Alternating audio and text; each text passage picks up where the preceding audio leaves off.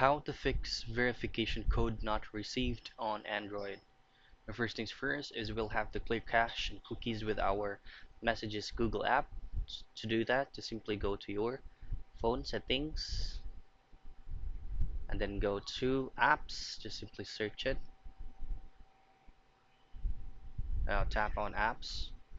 From here, you will have to go to manage apps and we'll have to look for messages. Now tap on this one.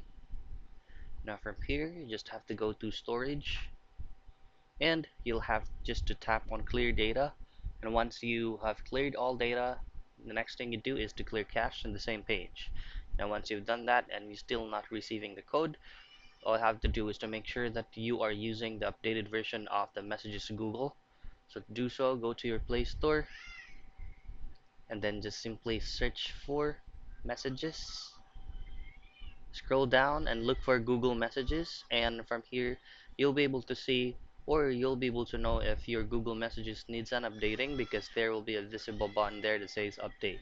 You'll just have to make sure that you're using the latest version of the Google Messages so you will not encounter any more problems. So that's it. That's how you troubleshoot. You cannot receive verification code from an Android.